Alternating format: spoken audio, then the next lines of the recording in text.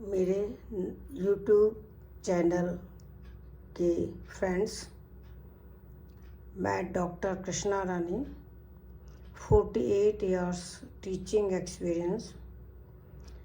आज मैं class 9th के छोटे बच्चों के लिए फर्स्ट चैप्टर का वीडियो शेयर कर रही हूँ। आज का हमारा टॉपिक है स्टेट्स ऑफ मैटर। इससे पहले हमने एक वीडियो शेयर किया था जिसमें मैटर क्या है, मैटर का क्या क्लासिफिकेशन है, ये सब हमने डिस्कस कर लिया था। मैटर की स्टेट्स 3 हैं: सॉलिड, लिक्विड, गैस। जैसे आइस, ये वाटर की सॉलिड स्टेट है, वाटर लिक्विड स्टेट है, स्टीम या वेपर ये गैस स्टेट है। सॉलिड में शेप भी डेफिनेट होती है, वॉल्यूम भी डेफिनेट होता है, बाउंड्रीज भी निश्चित होती हैं, रिजिड होते हैं। जैसे तुम बुक को उठाओगे तो बुक रिजिड है, टेबल रिजिड है, इनकी बाउंड्रीज हैं, शेप निश्चित है, वॉल्यूम निश्चित है। ये डिफ्यूज नहीं होते, एक जगह रखे रहते हैं। नॉन कंप्रेसिबल हैं, यानी ये दबते भी नहीं हैं। क्यों नहीं दबते? क्योंकि इसके जो पार्टिकल्स हैं वो पास पास हैं। पार्टिकल्स के बीच फोर्स ऑफ अट्रैक्शन बहुत ज़्यादा है, उनके बीच एम्प्टी स्पेस बहुत कम है, पार्टिकल्स की मूवमेंट बहुत कम होती है, तो काइनेटिक एनर्जी भी बहुत कम है। इनके जो पार्टिकल्स हैं वो केवल वाइब्रेशनल एंड रोटेशनल मोशन करते हैं, ट्रांसलेशनल मोशन नहीं होते। वाइब्रेशनल का मतलब है उनमें वाइब्रेशंस होते हैं, रोटेशनल मतलब टू एंड फ्रो मूव करते हैं, ट्रांसलेशनल मीन्स एक जगह से दूसरी जगह तक पार्टिकल मूव नहीं करते, क्योंकि पार्टिकल बहुत पास पास हैं, फोर्स ऑफ अट्रैक्शन बहुत ज़्यादा है, तो वो एक जगह से दूसरी जगह नहीं जा पाते।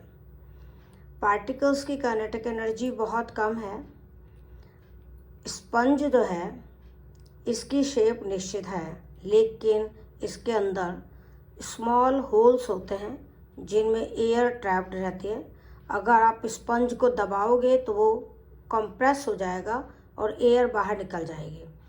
तो सॉलिड हमने कहा था नॉन कंप्रेसिबल है, लेकिन उसका एक एक्सेप्शन है स्पंज, वो कंप्रेसिबल है, क्योंकि स्पंज में पार्टिकल्स के बीच होल्स होते हैं जिनमें एयर ट्रैप हो जाती है, और जब हम स्पंज को दबाते हैं तो एयर बाहर निकल जाती है, तो स्पंज को हम सॉलिड मानते हैं। इसी तरह रबड़ बैंड है, इसको भी हम सॉलिड ही मानेंगे, हालांकि जब इसको स्ट्रेच करते हैं तो ये अपनी शेप चेंज कर लेता है, लेकिन जैसे ही फोर्स हटाएंगे ये वापस पहले वाली स्टेट में आ जाता है, इसीलिए हम रबड़ बैंड को भी सॉलिड मानेंगे।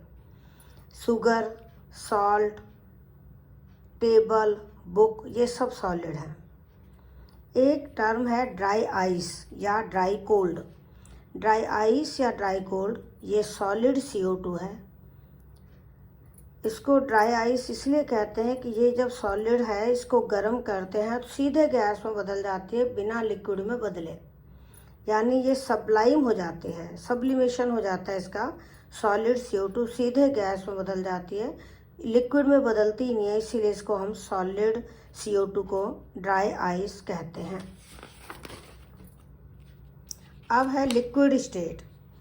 लिक्विड स्टेट में वॉल्यूम निश्चित है। जैसे आप दूध लेते हो 1 लीटर, 2 लीटर, 3 लीटर में नापते हो, तो इसका वॉल्यूम निश्चित है।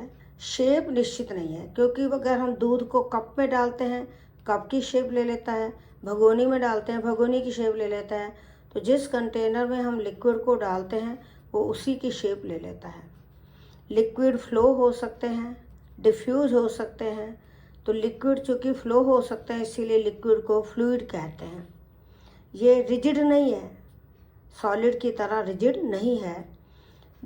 रेट ऑफ डिफ्यूजन सबसे ज़्यादा गैस में होता है, फिर लिक्विड में, फिर सॉलिड में। मॉलिक्यूल पार्टिकल्स के बीच जो स्पेस है वो लिक्विड में सॉलिड से ज़्यादा होता है। पार्टिकल्स की काइनेटिक एनर्जी लिक्विड में सॉलिड से कम होती है। नहीं, पार्टिकल्स की काइनेटिक एनर्जी सॉलिड से तो ज़्यादा होती है, गैस से कम होती है। फोर्स ऑफ अट्रैक्शन सॉलिड में सबसे ज़्यादा होता है, फिर लिक्विड में उससे कम और गैस में सबसे कम। तो फोर्स ऑफ अट्रैक्शन सबसे ज़्यादा होगा सॉलिड में, फिर उससे कम लिक्विड में, उससे कम गैस में। एक्वाटिक एनिमल्स यानी जो एनिमल पानी में मिलते हैं, जैसे फिश, फ्रॉग या कोई और एनिमल्स जो हैं या प्लांट्स जो हैं, तो एनिमल्स जो एक्वाटिक एनिमल जो पानी में मिलने वाले एनिमल्स हैं, वो पानी में घुली हुई ऑक्सीजन गैस को ब्रीथ करते हैं, सांस में लेते हैं। क्योंकि पानी में ऑक्सीजन गैस घुली होती है, उस ऑक्सीजन से वो एनिमल सांस लेते हैं, ब्रीथ करते हैं। एग्जाम्पल्स हैं लिक्विड के लिए water, milk, kerosene, petrol, cold drink.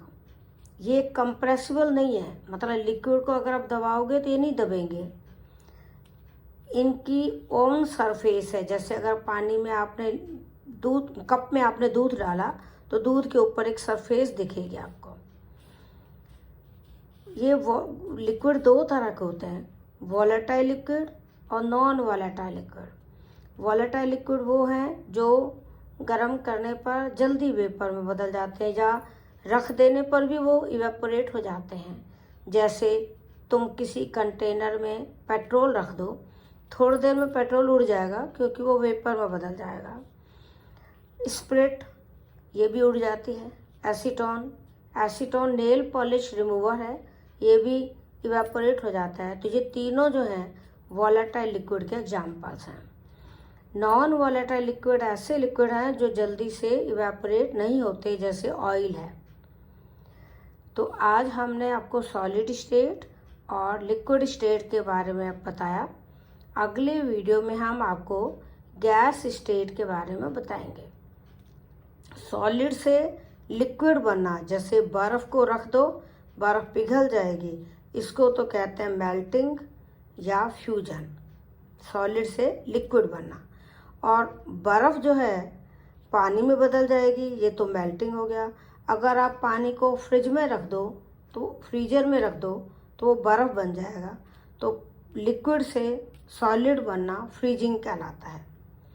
और जिस डेफिनेट टेम्परेचर पर ये फ्रीजिंग होता है या मेल्टिंग होता है, सॉलिड के लिए कहोगे तो मेल्टिंग बोलोगे, लिक्विड के लिए कहोगे तो फ्रीजिंग बोलोगे। लिक्विड तो फ्रीज होता है, सॉलिड मेल्ट होता है।